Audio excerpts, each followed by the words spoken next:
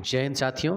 आज नवंबर की 3 तारीख है और 3 नवंबर के कुछ महत्वपूर्ण करंट अफेयर्स के प्रश्नों के साथ आज फिर से एक नया वीडियो लेकर मैं रविंद्र सिन्हा गुरुकुल गुमला के इस यूट्यूब चैनल पर आप सभी मेरे प्यारे विद्यार्थियों का हार्दिक स्वागत करता हूं, हार्दिक अभिनंदन करता हूं। साथियों, चलिए आज का पहला प्रश्न स्टार्ट करते हैं। और आज का पहला प्रश्न है, हाल ही में किस राज्य में जनजातीय नृत्य महोत्सव शुरू हुआ है? जी हाँ, हाल ही में किस राज्य में जनजातीय नृत्य महोत्सव शुरू हुआ है? तो दोस्तों, इसका सही उत्तर है छत्तीसगढ़। जी हाँ। और छत्तीसगढ़ की राजधानी साथियों कौन सी है? तो छत्तीसगढ़ की राजधानी रायपुर है। वहाँ के वर्तमान के मुख्यमंत्री कौन है? तो वर्तमान मुख्यमंत्री भूपेश बघेल। और वर्तमान में छत्तीसगढ़ के राज्यपाल का नाम क्या है? तो छत्तीसगढ़ के वर्तमान के राज्यपाल अनुसुईया उइके है। तो चलिए दोस्तों, बढ़ते हैं आज के दूसरे प्रश्न की ओर। आज का दूसरा प्रश्न है, 1 नवंबर 2022 को निम्नलिखित में से किसके द्वारा थोक खंड में डिजिटल रुपये की पायलट परियोजना शुरू की गई है? तो दोस्तों, इसका सही उत्तर है भारतीय रिजर्व बैंक। जी हाँ, प्रश्न एक बार फिर से सुनेंगे। 1 नवंबर 2022 को निम्नलिखित में से किसके द्वारा थोक खंड में डिजिटल रुपये की पायलट परियोजना शुरू की गई है? तो दोस्तों, इसका सही उत्तर है भारतीय रिजर्व बैंक। और आपको बता दूं कि भारतीय रिजर्व बैंक अर्थात आरबीआई ने 1 नवंबर 2022 को थोक खंड में डिजिटल रुपये की पायलट परियोजना को शुरू किया है। साथियों, सरकारी प्रतिभूतियों में द्वितीयक बाजार लेन देन के निपटान के लिए डिजिटल रुपये का उपयोग किया जाएगा। दोस्तों, इस पायलट परियोजना में भाग लेने के लिए 9 बैंकों को चिन्हित किया गया है। तो चलिए बढ़ते हैं आज के तीसरे प्रश्न की ओर। आज का तीसरा प्रश्न है, हाल ही में किस बीमा कंपनी ने किसानों के लिए प्रौद्योगिकी समर्थित कृषि उपज बीमा पॉलिसी शुरू करने की घोषणा की है? जी हाँ, याद रखेंगे। हाल ही में किस बीमा कंपनी ने किसानों के लिए प्रौद्योगिकी समर्थित कृषि उपज बीमा पॉलिसी शुरू करने की घोषणा की है? तो दोस्तों, इसका सही उत्तर है HDFC ERGO। जी हाँ, याद रखेंगे।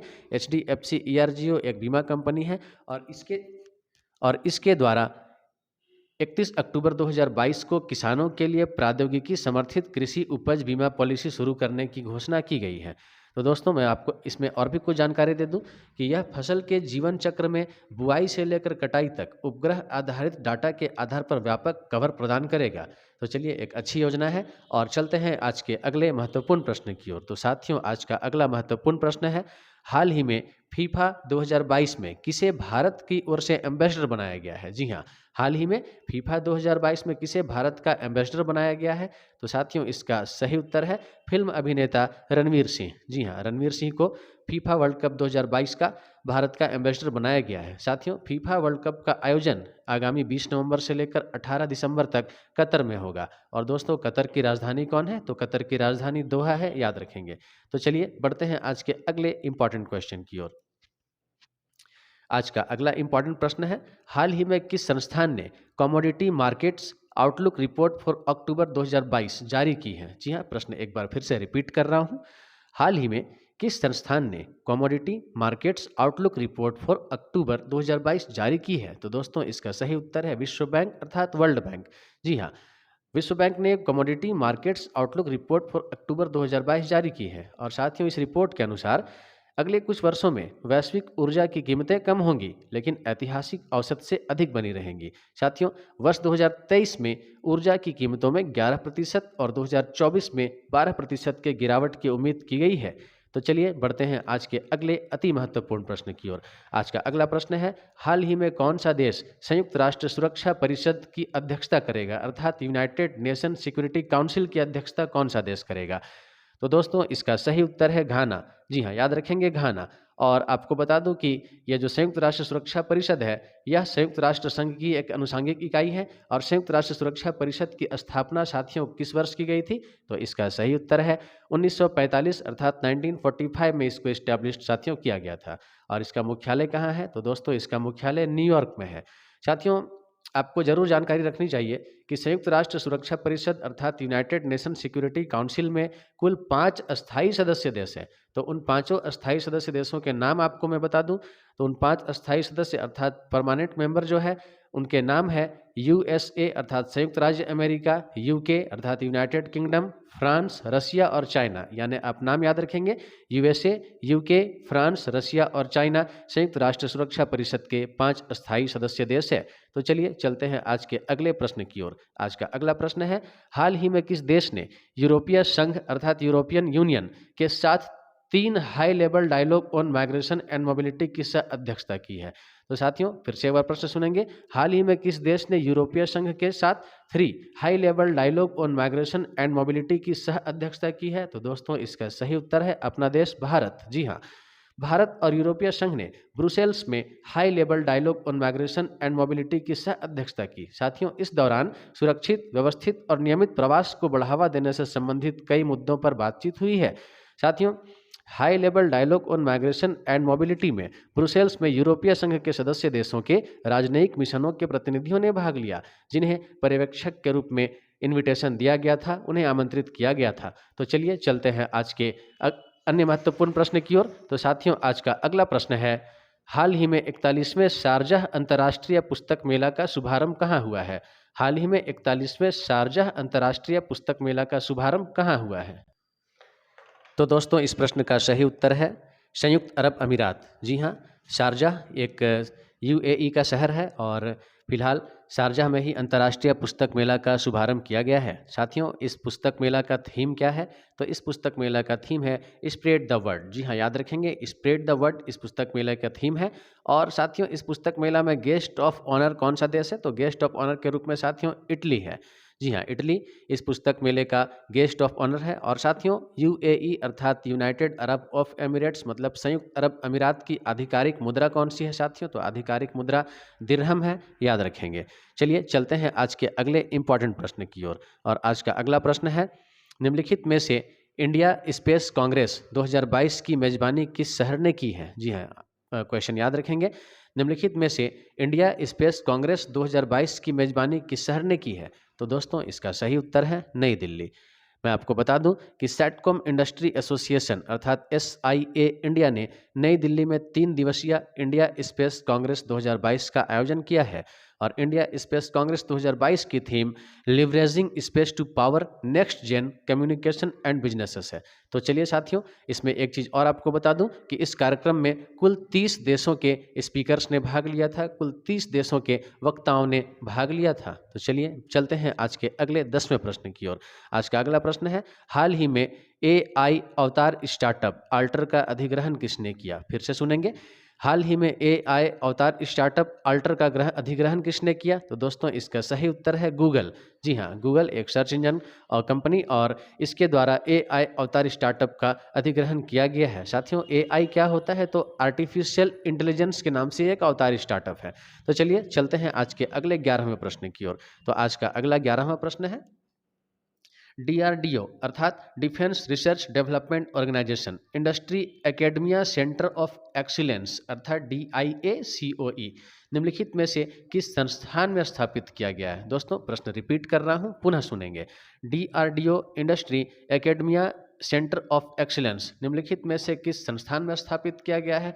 तो दोस्तों इसका सही उत्तर है IIT रुड़की। जी हाँ, आपको बता दूं IIT रुड़की इसका बिल्कुल सही उत्तर है। और इसके बारे में मैं आपको फैक्ट दे दूं तो रक्षा मंत्रालय भारत सरकार ने भारतीय प्रौद्योगिकी संस्थान रुड़की अर्थात IIT रुड़की में DRDO industry academia centre of excellence स्थापित करने की मंजूरी दे दी है।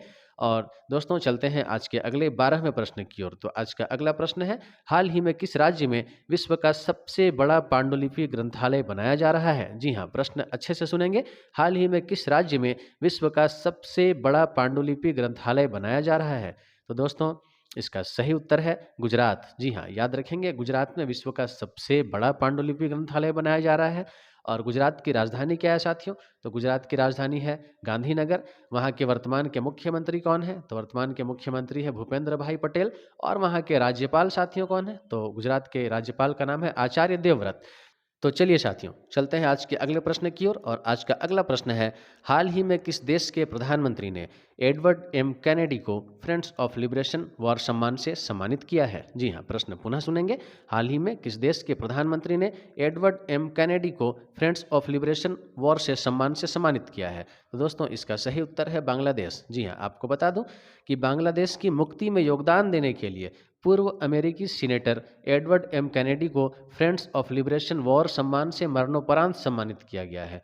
तो दोस्तों जरूर याद रखेंगे। और वर्तमान में जो इसका फैक्ट और निकाला जा सकता है, तो बांग्लादेश की राजधानी कौन सी है? तो बांग्लादेश की राजधानी साथियों ढाका है। वहाँ की आधिकारिक मुद्रा कौन सी है? तो आधिकारिक मुद्रा वहाँ टका है। बांग्लादेश के प्रधानमंत्री का नाम पूछा जाए तो आंसर क्या होगा? शेख हसीना। और बांग्लादेश के वर्तमान के यानी प्रेजेंट के प्रेसिडेंट कौन है? वर्तमान के राष्ट्रपति कौन है? तो साथियों इसका सही उत्तर होगा अब्दुल्ला हामिद। चलिए चलते हैं आज के अगले 14वें प्रश्न की ओर। आज का अगला प्रश्न है, केंद्रीय जल संसाधन मंत्रालय 1 से 5 नवंबर 2022 तक भारत जल सप्ताह के 7वें संस्करण का आयोजन कर रहा है। इस आयोजन का उद्घाटन किसके द्वारा किया गया है? साथियों पुनः प्रश्न सुनेंगे।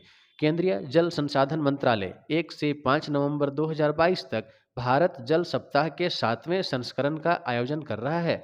इस आयोजन का उद्घाटन किसने किया है? तो दोस्तों इसका सही उत्तर है भारत की राष्ट्रपति द्रौपदी मुर्मू ने। जी हाँ, चलिए मैं बता दूं कि एक एकीकृत तरीके से जल संसाधनों के बारे में जागरूकता बढ़ाने, संरक्षण और उपयोग करने के प्रयास में केंद्रीय जल संसाधन मंत्रालय 1 से 5 नवंबर 2022 तक भारत जल सप्ताह के 7वें संस्करण का आयोजन कर रहा है। और साथियों 7वें संस्करण की थीम क्या है? तो 7वें संस्करण की थीम है water security for sustainable development and equity. तो जरूर याद रखेंगे, water security for sustainable development and equity इस 7वें संस्करण की थीम है साथियों। और इस कार्यक्रम का उद्घाटन भारत की राष्ट्रपति द्रौपदी मुर्मू के द्वारा 1 नवंबर 2022 को उत्तर प्रदेश के ग्रेटर नोएडा में किया गया था। तो चलिए आज के अगले 15वें प्रश्न की ओर चलते हैं। आज का अगला प्रश्न है, हाल ही में किस केंद्र शासित प्रदेश में 1 नवंबर को अपना मुक्ति दिवस मनाया गया? जी हाँ, हाल ही में किस केंद्र शासित प्रदेश के द्वारा 1 नवंबर को अपना मुक्ति दिवस मनाया गया? तो साथियों इसका करेक्ट आंसर है पुडुचेरी। जी हाँ, मैं आपको बता दूं कि 1 नवंबर 1954 को फ्रांसीसी कब्जे से मुक्त हुआ था और इसलिए 1 नवंबर को पुडुचेरी का मुक्ति दिवस मनाया जाता है। तो पुडुचेरी का मुक्ति दिवस कब मनाया जाता है? 1 नवंबर को मनाया जाता है। और क्यों मनाया जाता है? क्योंकि फ्रांसीसी उपनिवेशिक से या फ्रांसीसी कब्जे से साथियों 1 नवंबर 1954 को पुडुचेरी को मुक्ति मिली थी। तो चलिए आज के अगले प्रश्न की ओर चलते हैं। आज का 16वां प्रश्न है, हाल ही में किस देश ने कोलंबिया को हराकर 2022 फीफा अंडर 17 महिला विश्व कप जीता है? जी हाँ, हाल ही में किस देश ने कोलंबिया को हराकर 2022 फीफा अंडर 17 महिला विश्व कप जीता है? तो दोस्तों इसका सही उत्तर है स्पेन। जी हाँ, आंसर जरूर याद रखेंगे, स्पेन। चलिए चलते हैं आज के अगले प्रश्न की ओर। और आज का अगला प्रश्न है, हाल ही में संयुक्त राष्ट्र, यूक्रेन और किस देश ने रूस के समझौते से हटने के बावजूद काला सागर अनाज सौदे को लागू करने पर सहमति व्यक्त की है? प्रश्न पुनः सुनेंगे। हाल ही में संयुक्त राष्ट्र, यूक्रेन और किस देश ने रूस के समझौते से हटने के बावजूद काला सागर अनाज के सौदे को लागू करने पर सहमति व्यक्त की है? तो दोस्तों इसका सही उत्तर है तुर्की। और इसके फैक्ट के बारे में बता दूं कि काला सागर अनाज पहल 22 जुलाई 2022 को रूस, तुर्की, यूक्रेन और संयुक्त राष्ट्र द्वारा शुरू की गई थी। यह पहल यूक्रेन से दुनिया के बाकी हिस्सों में महत्वपूर्ण खाद्य और उर्वरक निर्यात को फिर से शुरू करने के लिए स्थापित किया गया है। चलिए बढ़ते हैं आज के अगले महत्वपूर्ण प्रश्न की ओर, आज के अंतिम प्रश्न की ओर। तो साथियों आज का अंतिम प्रश्न है, हाल ही में अमेरिका और किस देश ने विजिलेंट स्टॉर्म सैन्य अभ्यास का आयोजन किया है? जी हाँ, हाल ही में अमेरिका और किस देश ने विजिलेंट स्टॉर्म सैन्य अभ्यास का आयोजन किया है? तो दोस्तों इसका सही उत्तर है दक्षिण कोरिया। जी हाँ, साउथ कोरिया याद रखेंगे। और ये जो विजिलेंट स्टॉर्म सैन्य अभ्यास है ये अमेरिका और दक्षिण कोरिया के बीच किया गया सैन्य अभ्यास है। तो आंसर जरूर याद रखें। और दक्षिण कोरिया की वर्तमान की राजधानी कौन है? तो दक्षिण कोरिया की राजधानी सियोल है साथियों। दक्षिण कोरिया की आधिकारिक मुद्रा कौन सी है? तो कोरियाई वॉन वहाँ की आधिकारिक मुद्रा है, तो वॉन आप याद रख लीजिए। और दक्षिण कोरिया के वर्तमान में राष्ट्रपति कौन है? वहाँ के प्रेजेंट प्रेसिडेंट कौन है? तो यू सुक योल वहाँ के प्रेजेंट प्रेसिडेंट है। तो चलिए साथियों, उम्मीद है आपको मेरे द्वारा दिया गया आज के तमाम प्रश्न काफ़ी पसंद आया होगा। और साथियों मैं जैसा कि प्रत्येक वीडियो के अंत में आपसे एक सवाल पूछता हूं, तो आज भी आपके लिए एक सवाल होगा। लेकिन उससे पहले मेरे द्वारा कल जो पूछा गया प्रश्न था उसका उत्तर कितने लोगों ने सही दिया था? तो सबसे पहले उसका उत्तर मैं आपको बता दूं कि कल का जो मेरा प्रश्न था कि वर्तमान में भारत के नियंत्रक एवं महालेखा परीक्षक कौन है? तो दोस्तों इसका सही उत्तर है गिरीश चंद्र मुर्मू। और अनेक विद्यार्थियों ने, अनेक मेरे सब्सक्राइबर्स ने इसका सही उत्तर दिया है। और सही जवाब देने वालों के नाम साथियों में पढ़ रहा हूँ।